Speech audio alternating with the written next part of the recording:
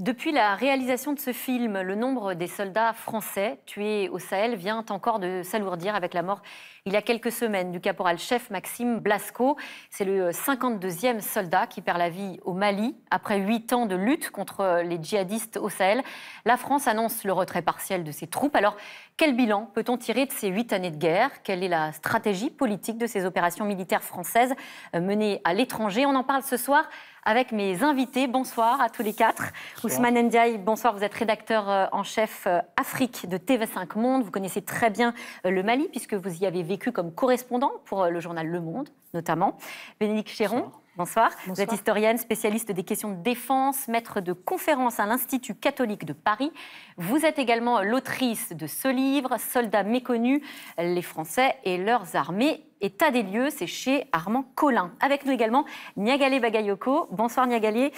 Vous êtes docteur en sciences politiques, spécialiste des questions de sécurité en Afrique et vous êtes président de l'African Security Sector Network. Et enfin, colonel Michel Goya. Bienvenue à vous, colonel. Ancien colonel de l'armée de terre, enseignant, essayiste, spécialisé dans l'histoire militaire et l'analyse des conflits. Colonel, vous avez passé du temps, vous, sur le terrain, participé à de nombreux conflits armés. Qu'est-ce que vous avez ressenti en voyant ces images, ce documentaire? D'abord, une profonde empathie pour mes camarades. Et ensuite, ce qui est frappant, c'est que voilà, il faut bien comprendre ce qu'est devenu un soldat français moderne. Un soldat français moderne, c'est une petite part de la nation qui a le monopole de l'emploi de la force, qui part pour prendre des risques et tuer des gens, éventuellement, des choses pas naturelles, et qui fait ça un peu partout dans le monde. C'est-à-dire qu'on est devenus des nomades. Cela, vous avez cité le caporal-chef Maxime Blasco. Voilà, tous les ans, il partait 4 mois quelque part. Alors lui, c'était plutôt centré sur le Mali, mais il était parti en Centrafrique auparavant, etc., etc. Et on change en permanence. Donc on est des soldats français sont les plus sollicités au monde. Il faut bien le comprendre. Peut-être, on en parlera parce que c'est facile de les engager, il suffit que le président de la République le décide, et donc il y a peut-être tendance à en abuser, mais voilà, donc les soldats français sont des soldats professionnels, des grands voyageurs, et qui n'arrêtent pas de combattre pour la France. Et vous m'avez confié d'ailleurs qu'en voyant ce documentaire, ça vous manquait, que vous disiez qu'est-ce que je fais là, je devrais être sur le terrain moi aussi. Mais bien sûr, c'est-à-dire que ce sont des volontaires, tous. On a une armée de volontaires à venir, volontaires à rester, et on s'engage, notamment on s'engage dans un régiment de combat pour connaître ça en réalité, pour partir en opération. C'est notre but. C'est votre but, c'est votre rôle. Et en même temps, on sent ce sentiment très fort d'impuissance des soldats en mission. On le voit très bien dans le documentaire. Je pense notamment à cet ancien militaire qui a ces mots très durs. Il n'y a pas de vision. J'ai l'impression qu'il n'y a pas de stratégie. On ne sait même pas quand est-ce qu'on gagne. Ils sont partis pour combattre le terrorisme. Et aujourd'hui, certains ne comprennent même pas le sens de cette guerre.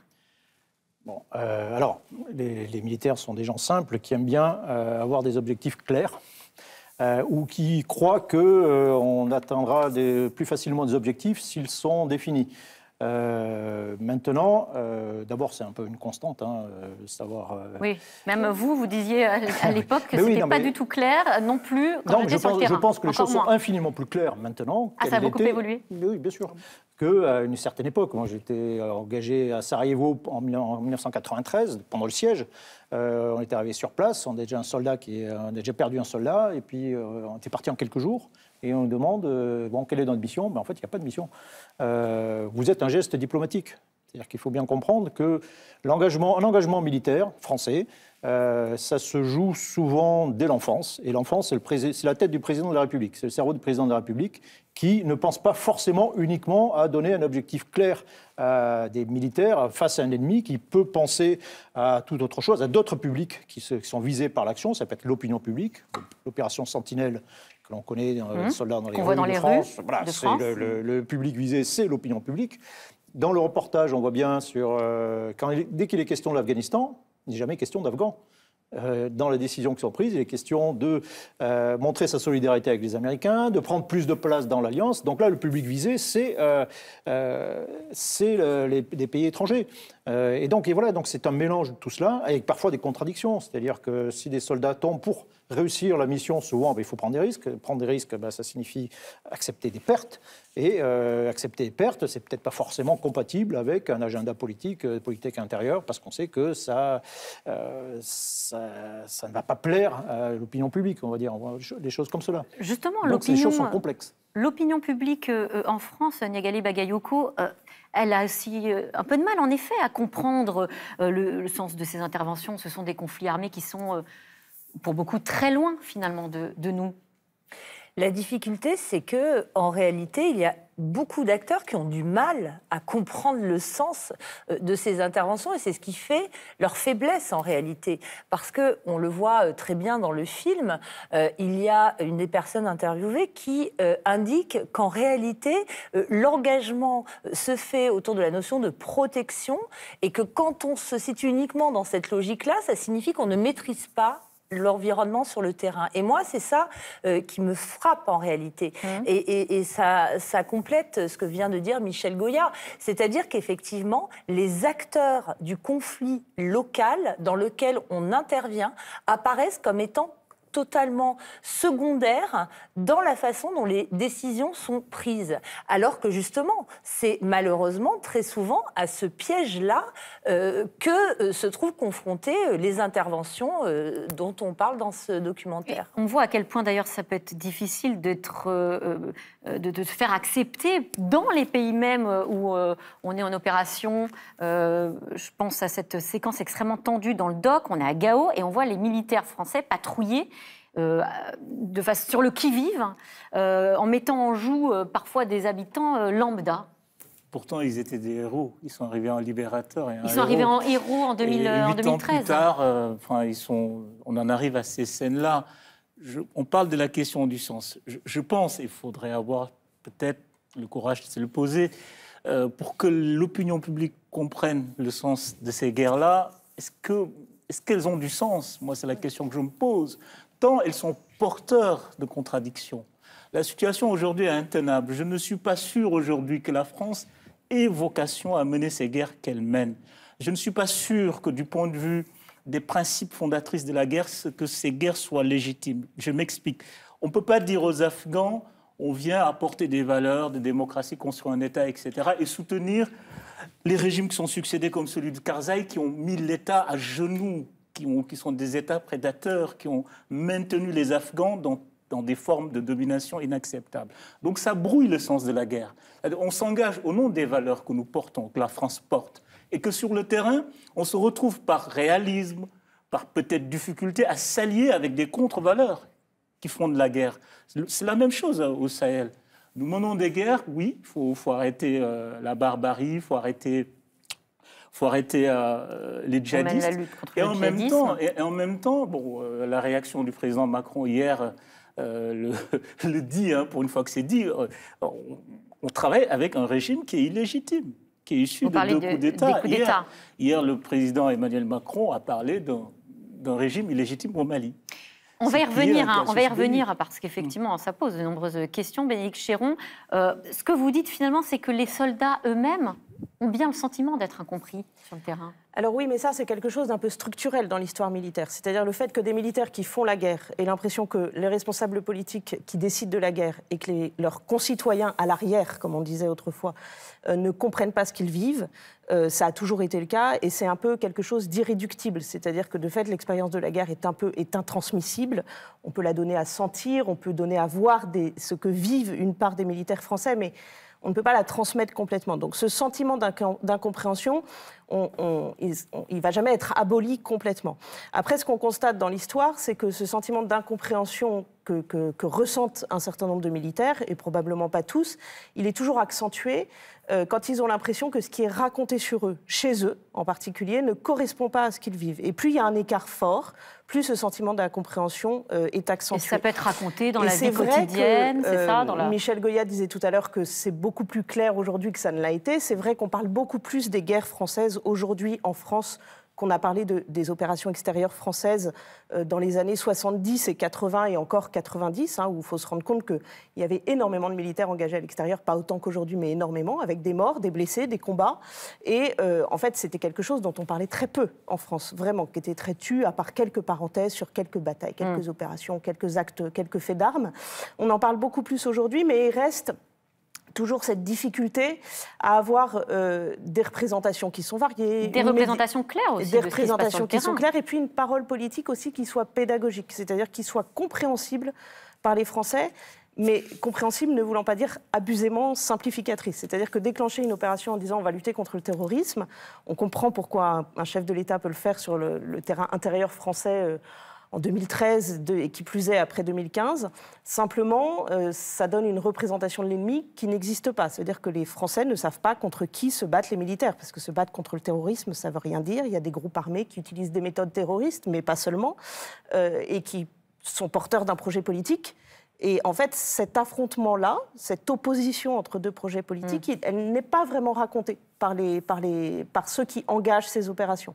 Et ça n'aide pas forcément les militaires, effectivement, qui mènent ces opérations à se sentir reconnus, parce qu'eux savent qu'ils sont pris dans un rapport de force politique. C'est la définition de la guerre, c'est le rapport de force politique qui, à un moment ou à un autre, va utiliser la force armée et la violence. Mais si ce n'est pas raconté, de fait, si les Français ne comprennent pas ça, les militaires ne peuvent pas complètement se sentir compris. Alors après 8 ans de guerre au Sahel, la France vient d'annoncer le retrait partiel de ses troupes à partir de janvier. Cette guerre, elle est loin d'être gagnée. Pourquoi partir maintenant ? Enfin, moi, je ne suis pas sûr que la doctrine soit plus claire aujourd'hui, en tout cas du point de vue politique, peut-être sur le reste. Nicolas Sarkozy, François Hollande, tous sont arrivés avec un projet politique en nous disant on se retire militairement, notamment d'Afrique. Ils n'ont jamais été autant engagés. L'armée française n'a jamais été autant engagée. Donc la ligne n'est pas claire. Quand Sarkozy arrive, on ferme des bases en Afrique. On ferme des bases à Dakar. Emmanuel Macron annonce quand même une partie du retrait des troupes françaises au Mali. On n'imaginait peut-être pas que cette guerre allait durer autant. Il y a eu deux mouvements, je pense. Il a quand même annoncé une augmentation de l'engagement à Pau avant d'annoncer un retrait. Oui, j'ai l'impression que... et ça, je pense que ça se ressent, cette absence de ligne claire. Un coup, on est pour une sorte d'engagement qu'on va maintenir, et un autre coup, on est pour un engagement qui se dessert. Ça brouille les pistes ? Je pense que il y a un peu une règle non écrite dans les opérations pour les militaires, c'est de dire, voilà, si ça doit durer plus de 3 ans, c'est qu'on se retrouve impliqué dans un piège. Enlisement. Un enlisement, il faut éviter. Bon. L'opération Serval, donc c'est l'engagement au Mali en janvier 2013. Pourquoi on s'engage ? Déjà, on s'engage un peu par défaut, alors qu'on est effectivement dans une tendance où on est en train de se retirer. Un an plus tard, il n'y a plus de force au Tchad, par exemple. Et on intervient parce qu'en réalité, on est aussi un peu les seuls dans la région à pouvoir le faire. On a aussi des intérêts, évidemment. Non, l'intérêt principal, de l'Europe. Il faut bien comprendre que la motivation principale d'un engagement français, c'est en être. C'est montrer qu'on occupe le terrain. C'est être à la hauteur du rang de la France, de son statut. Est-ce qu'on aurait dû, partir plus tôt ? Est-ce qu'on aurait pu ou dû partir plus tôt ? Je pense qu'on aurait dû. Je pense que, d'un point de vue strictement militaire, l'intervention au Mali en 2013, c'était cohérent. On assume effectivement la guerre avec des objectifs qui sont relativement simples et clairs, de libérer les villes du nord du Mali, de détruire les bases. Voilà. Donc ça, d'un point de vue militaire, c'est ces bases-là qu'on est en train de fermer. Oui, mais il aurait été, à mon sens, préférable de quitter le Mali à ce moment-là. Voilà. Niagalé Bagayoko, vous êtes d'accord, vous ? Parce qu'en partant plus tôt, ça veut dire aussi peut-être une situation qui aurait dégénéré plus vite ? Alors, c'est une situation qui, effectivement, a dégénéré. Quoi qu'il en soit, qu'on veut bien le dire. Et à mon avis, un des éléments qui, malheureusement, reflète très bien cette dégradation de la situation, ce sont les cartes du ministère des Affaires étrangères et de l'Europe actuellement, français. C'est ça, les cartes qu'on peut aller vous allez, vous tapez carte de conseil aux voyageurs du ministère de l'Europe et des Affaires étrangères. Qu'est-ce qu'elles disent, ces cartes ? Vous verrez que, au cours des 8 dernières années, les zones colorées en rouge se sont élargies, répandues de manière maintenant écrasante. Alors c'est-à-dire... Peut-être, je me permets de vous couper, puisque vous pourrez justement commenter ces cartes qu'on vous propose pour bien se rendre compte de la situation dans la région et qui, à peu de choses près, rejoignent ce que vous êtes en train de dire. On va bien voir que cette région, évidemment, concerne différentes frontières et différents États africains. Peut-être c'est l'occasion de les commenter et voir si les djihadistes ou pas ont été contenus. Ce que vous êtes en train de nous dire, c'est que la réponse est non. La réponse est non. Et non seulement ils n'ont pas été contenus au Mali, mais ils se sont également étendus. Ils ont étendu leur emprise et leur influence, plus encore que leur emprise territoriale, vers le Burkina Faso, vers le Niger. Et aujourd'hui, de manière croissante, on craint qu'ils ne rejoignent les pays côtiers. Il y a d'ores et déjà une activité repérée assez intense dans le nord des pays comme le Bénin, comme le Togo, comme la Côte d'Ivoire et l'est du Sénégal. Donc, en effet, on voit bien que la menace n'a pas été contenue. Si je peux simplement rebondir sur certains des éléments qui ont été avancés, je pense que la difficulté aujourd'hui, en réalité, tient à l'absence d'équilibre entre une approche de type réel politique et une approche fondée sur les valeurs. Parce qu'effectivement, quand le président Macron rappelle hier sa colère et la façon dont, pour lui, il est devenu quasiment impossible de collaborer avec les autorités maliennes parce qu'elles sont issues d'un coup d'État.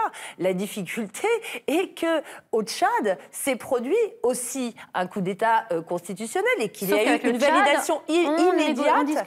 Il y a eu, c'est plus qu'on discute, c'est on valide et on soutient. Donc aujourd'hui, en termes de valeurs, alors on nous répondra, je vois Michel qui réagit, que la stabilité du Tchad est absolument essentielle.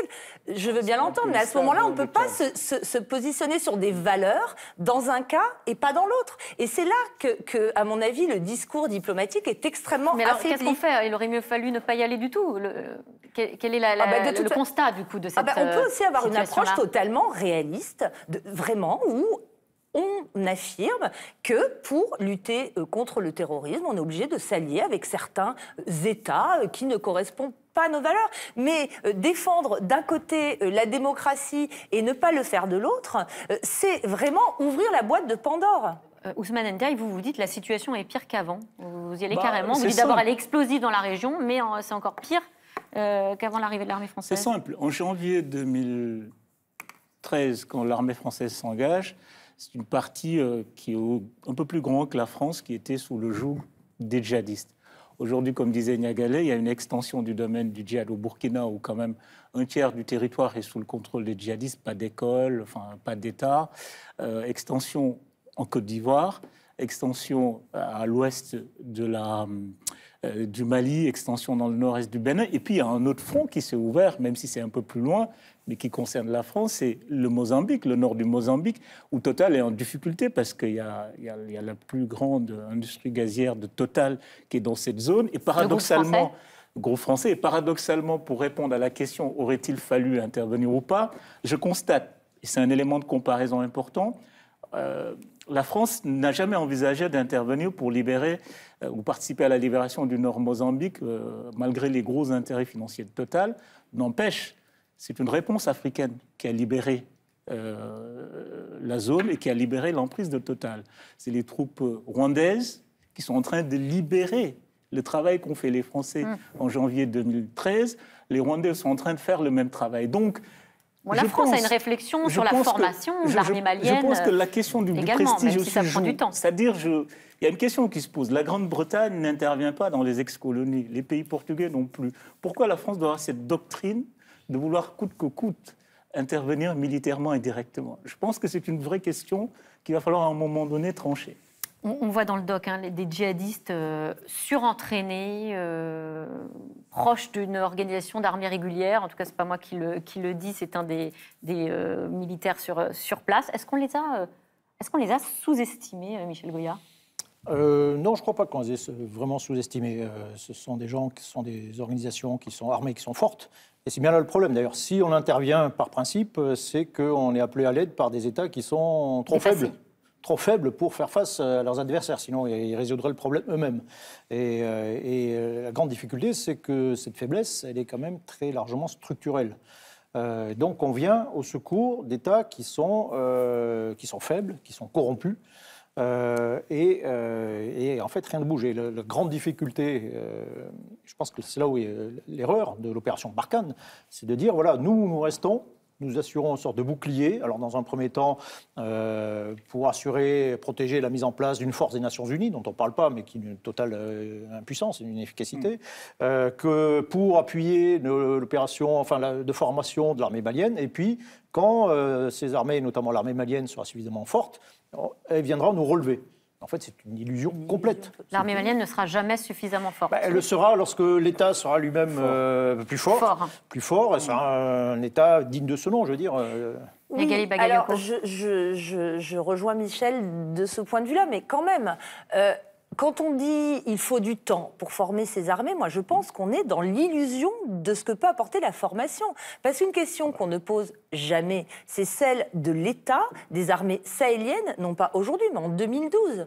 Des armées sahéliennes qui ont bénéficié de la coopération non seulement de la France, mais des États-Unis, mais de l'Afrique. Il y a quand même quelque chose qui n'a pas fonctionné, qui, bien entendu, vient de la faiblesse de ces États, mais qui, à mon avis, vient aussi de la façon dont ces armées ont été formées à des conflits qui ne correspondaient pas avec ce à quoi elles sont aujourd'hui amenées à faire face. Et je pense qu'aujourd'hui, il y a une vraie réflexion à mener sur les doctrines militaires qui guident justement ces formations, cette coopération, cet équipement également, parce que ce que je dis de la formation est valable de l'équipement aussi.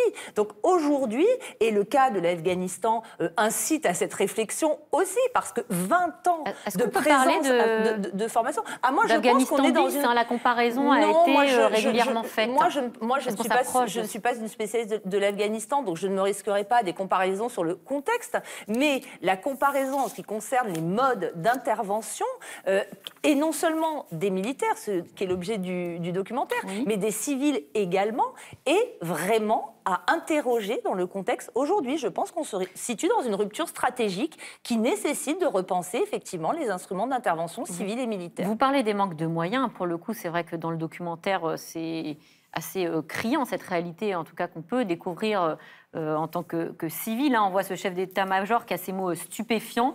L'armée, c'est comme une chambre à air tendue à l'extrême, avec des trous partout. Et on se dit, pourvu que ça tienne, les mécaniciens bidouillent avec des rustines. Bénédicte Chéron. Oui, alors là, un peu moins aujourd'hui qu'il y a quelques années, mais c'est le cas quand même. Et il y a de fait, sur le plan des moyens, du matériel, du budget, un rattrapage certain à opérer. Certaines des coupes budgétaires ayant été opérées par certains des politiques qu'on voit dans ce documentaire, d'ailleurs, enfin en tout cas avec leur aval. C'est vraiment cette question, une question qui sort médiatiquement au moment de la seconde partie de l'engagement en Afghanistan entre 2008 et 2012, dont on voit qu'elle est un moment de bascule, en fait, cette partie-là de l'engagement français en Afghanistan sur beaucoup de sujets, sur cette question de ce qu'on va appeler durablement le malaise des armées quant aux moyens.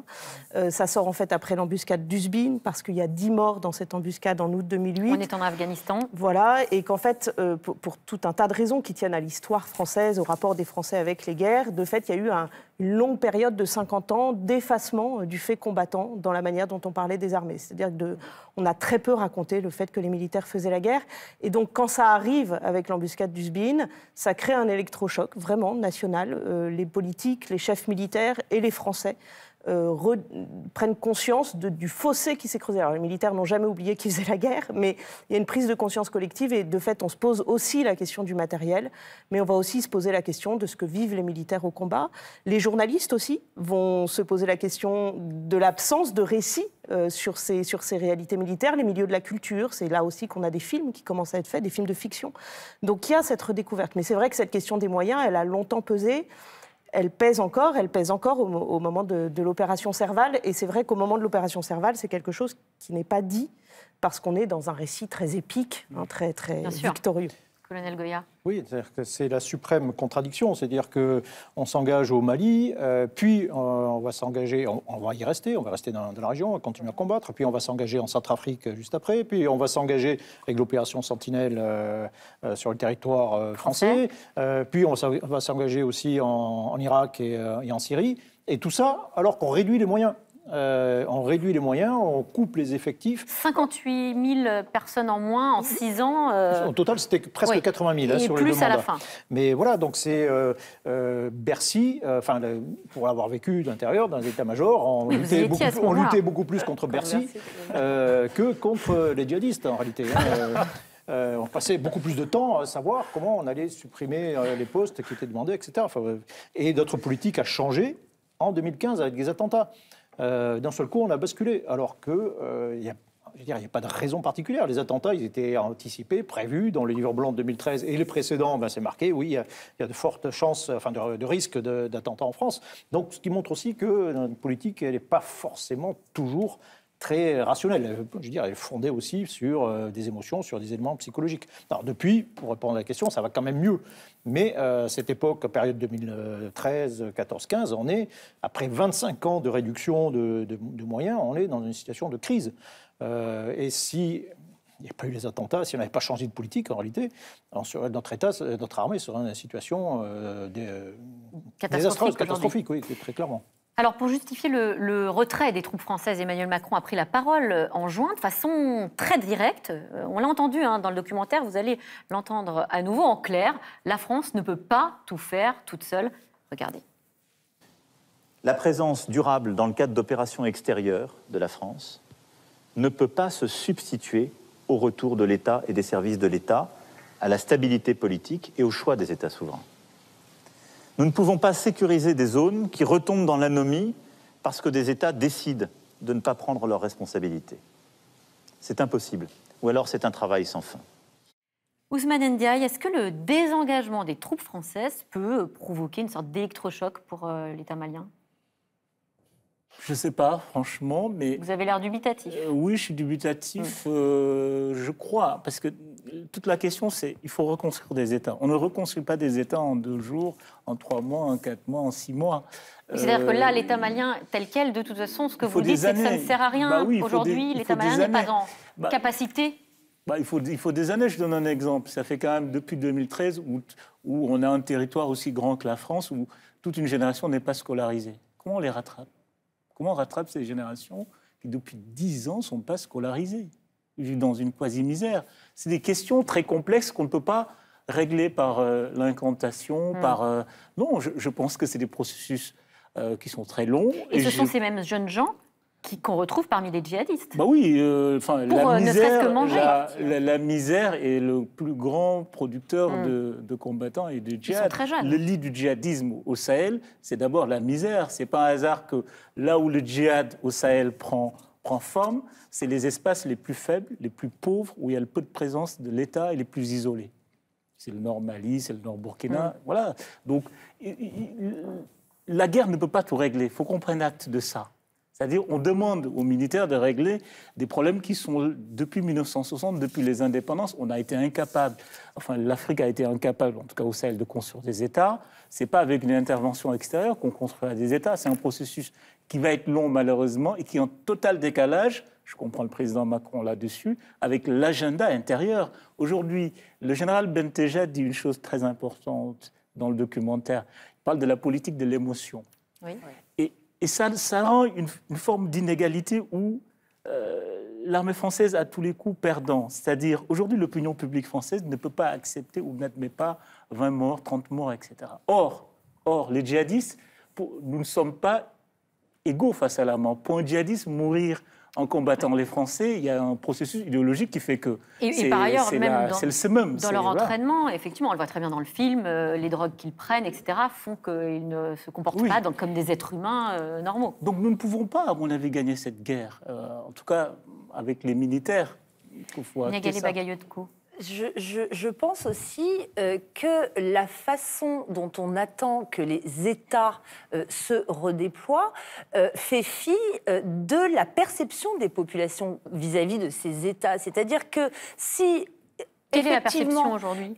Si effectivement ces États se redéployaient, contrairement à la mauvaise foi et la mauvaise volonté qui leur est prêtée, les populations verraient plutôt arriver des acteurs davantage prédateurs que protecteurs. Avec un État corrompu, c'est ça? Un État corrompu, prédateur. un État qui a pu être incarné par des forces de sécurité, en tout cas certaines unités qui se sont rendues coupables de violation des droits de l'homme, avec des juges qui monnaient la façon dont ils rendent la justice. Donc ça, c'est le premier élément. Donc il faut voir à quel type d'État on demande de se redéployer. C'est un État qui est rejeté, et pas uniquement sur un mode et selon une grammaire djihadiste, mais qui est rejeté par différents types d'acteurs. Et c'est le deuxième élément que je voudrais aborder. Quand le président Macron dit qu'il se crée une anomie, moi je ne pense pas qu'on puisse considérer ça. Au contraire, ce qui se joue aujourd'hui, c'est la recomposition des territoires eux-mêmes, qui sont désormais soumis à des modes de gouvernance très locales, extrêmement diversifiés.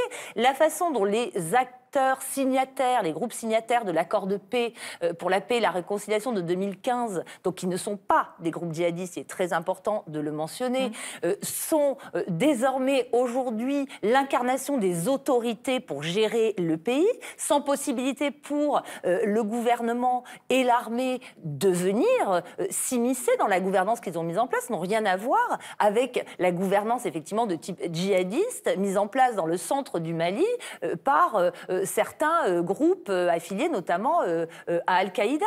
Donc il faut se rendre compte aussi de ce phénomène de décomposition, et je pense qu'il y a de véritables recompositions qui sont à l'œuvre, et continuer à penser les relations internationales uniquement d'un point de vue interétatique ne permettra pas de répondre à l'ensemble des problématiques. Alors, pendant que la France organise son retrait, on entend de plus en plus parler de mercenaires russes. Un mot, le mot Wagner, qui revient de plus en plus souvent. Le Premier ministre malien envisage de faire appel à leur service. Il a justifié cette décision devant l'ONU il y a quelques semaines en accusant la France d'abandonner le Mali en plein vol. Voilà, ce sont ces mots. C'est un camouflet pour la France, colonel Gouya? D'une certaine façon, oui. Devoir appeler les mercenaires une entreprise privée russe pour défendre les Maliens? Voilà, c'est très clairement le gouvernement au pouvoir à Bamako qui joue une carte politique intérieure essentiellement. Et quand je dis politique intérieure, c'est Bamako et la zone qui contrôle à peu près. Où il joue la carte de souveraineté. Faire appel aux Russes, c'est une manière de dire, voilà, on fait ce qu'on veut, en gros. C'est un signal envoyé à la France? Oui, à la France, à l'Union européenne, aux pays voisins aussi. La communauté économique régionale qui a imposé un certain nombre de restrictions au Mali. Ça, c'est une manière de dire, voilà, nous sommes indépendants, nous faisons appel à qui nous voulons. Accessoirement, il y a quand même une relation avec la Russie, avec la Russie qui est ancienne. Qui date de l'indépendance. Qui date de l'indépendance, oui. Des années 60. Le Mali ne faisait pas partie, j'allais dire, de la zone d'influence française. On était présent au Tchad, mais pas au Mali. Mais un lien beaucoup plus ténu avec les Russes. Oui, il y a un lien avec l'Union soviétique d'abord, avec la Russie. L'équipement, une grande partie de l'équipement de l'armée malienne, il est russe, enfin ex-soviétique, il est russe. Il y a des officiers qui sont formés en Russie. Donc il y a un lien. Et ce qui est vraiment nouveau, en réalité, c'est l'idée de faire appel à des mercenaires. Alors justement, qui est cette entreprise de mercenaires russes, Wagner? On l'a surnommée l'armée secrète de Poutine, c'est vrai? Qui veut répondre? Officiellement, quand on a posé la question au Premier ministre malien, il ne connaît pas Wagner, il a répondu. Oui. On pose la même question au ministre des Affaires étrangères russe à l'ONU. Nous ne connaissons pas Wagner. Donc personne ne connaît Wagner, mais ils sont partout. Ils n'existent pas, mais ils sont partout sur la base de sociétés écrans, avec une présence qui est problématique. Pourquoi ? Qui est problématique parce qu'elle est dans une zone grise. C'est-à-dire, autant une armée régulière intervient, on sait que c'est l'armée française, il y a des règles, il y a le droit international, etc. Et que là où les Russes sont intervenus en Afrique, d'ailleurs, et c'est très intéressant avec le même processus, c'est la Centrafrique. La Centrafrique, les Français décident de quitter, donc fin de Sangaris, parce que la France n'a plus les moyens de supporter l'opération, alors que l'État centrafricain voulait que la France reste, donc ils accusent la France d'abandon, et les Russes arrivent, donc premier territoire conquis. Et on a le même processus au Mali. Mais il faut rappeler qu'au Mali, et c'est là où c'est très intéressant, c'est qu'il y a une réflexion idéologique qui est derrière. faut rappeler que le Premier ministre qui initie cette politique, il fait partie des élites maliennes formées en Union soviétique. C'est quelqu'un qui a vécu en Union soviétique, qui a fait une thèse, qui est docteur à l'Union soviétique, qui est rentré, et que quand le Mali a basculé en 91 dans le camp dit démocratique, c'est-à-dire la fin de la parenthèse soviétique, il fait partie des gens qui ont toujours réclamé, sont toujours réclamés de cette position politique pro-russe. C'est intéressant parce qu'est-ce qu'on ne va pas se retrouver dans une situation d'incompatibilité totale, de ligne rouge franchie, si les mercenaires russes s'installent, restent. Je cite juste cette phrase d'Emmanuel Macron. C'est une honte et ça déshonore ce qui n'est même pas un gouvernement issu de 2 coups d'État. Il répondait au Premier ministre malien qui accusait donc la France de les abandonner. Florence Parly, la ministre de la Défense, qui nous dit ça revient à s'essuyer les pieds sur le sang des soldats français. On est à 2 doigts de la rupture. Oui, je pense que en réalité, ce qui se produit aujourd'hui est le point culminant d'une dégradation continue des relations diplomatiques entre la France et le Mali, qui ne date pas de cet épisode-là. Et cette notion de ligne rouge a été régulièrement à ne pas franchir, a été régulièrement brandie par la France. À mon avis, de manière bilatérale et privée, notamment en marge des négociations qui ont conduit au sommet de Pau. Et je pense que d'ores et déjà, ce n'est un secret pour personne, les relations étaient très difficiles avec le président élu, Ibeka, réputé proche de la France. Notamment autour de cette question des fameuses négociations à engager ou non avec les groupes djihadistes. Il se trouve que les autorités suivantes, donc davantage civiles que celles auxquelles on a affaire aujourd'hui, ont tenu cette ligne de la négociation. Et il y a eu un échange absolument fascinant, à mon sens, entre le Premier ministre malien et le ministre des Affaires étrangères français, ce dernier indiquant qu'il était hors de question pour la France, que la France allait partir si des négociations se poursuivaient. Et le Premier ministre qui disait, bah oui, mais nous sommes souverains, nous voulons continuer. Mais quoi, les deux sont compatibles ? Eh ben, c'est la question qui se pose aujourd'hui. Et la France est restée, malgré le fait que les négociations se poursuivent, y compris au niveau local, mais sans doute aussi au niveau gouvernemental.